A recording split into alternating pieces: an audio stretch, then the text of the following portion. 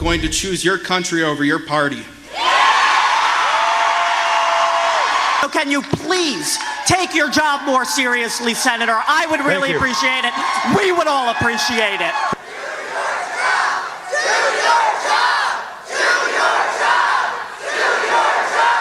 I'm sorry we disagree on this. That's not an answer. Come on.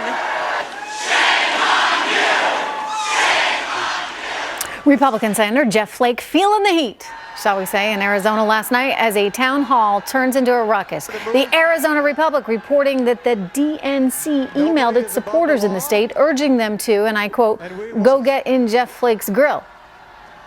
Is that constructive? Does it suggest perhaps that this rage is not quite as real as it may seem? Joining me right now, radio talk show host Gina Loudon, the Weekly Standard's Kelly Jane Torrance, and liberal commentator Wendy Osefo. Good to have you all here. I should point out, by the way, we did call the DNC. We got no response from them. Gina, what do you think when you see that kind of outrage and you know that the DNC has already emailed everyone in the area saying, hey, go out here, get in his grill? Imagine that, Trish, you getting no response from the DNC. At some point, you would think the DNC would get the message, Trish, that they need to act like adults. This astroturfing that people understand to be astroturfing did not result in anything constructive at the ballot box for them, and it isn't going to now either. We know this is astroturfing, and it never results in votes. And if they want to lose in 18 and 20, I guess I just say thank you right now, because it's not looking good for them if they continue these immature tactics. Well, you know, Wendy, they're trying to rile their base. You're a liberal, so I want to get your sense of things as to whether or not you think this is effective. They're trying to get Jeff Flake out of there come 2018. Is it going to work doing things like this?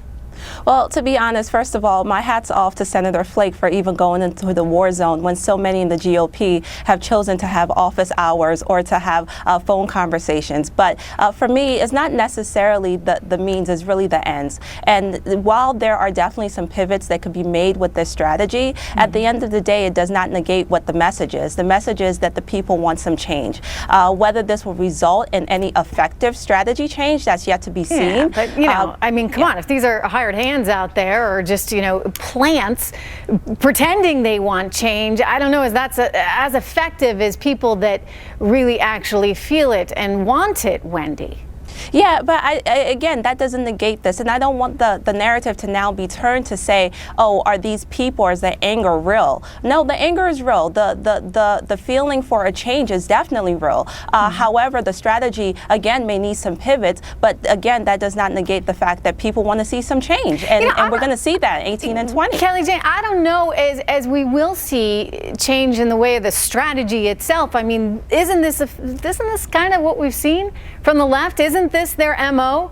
You get a bunch of protesters to go out there and cause a big ruckus, and you get a little attention for it. And as Gina points out, it didn't do them any good.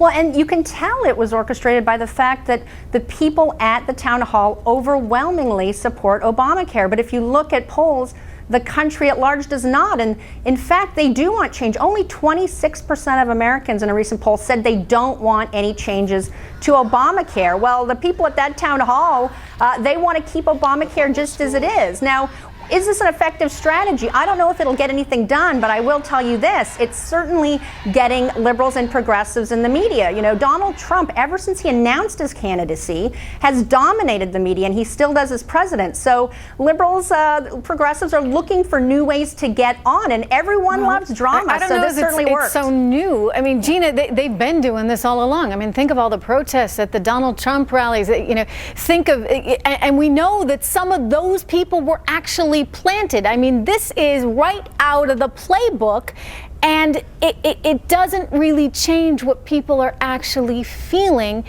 And we saw that, right? I mean, this election was all about that. It was a referendum on everything that the left had delivered to America.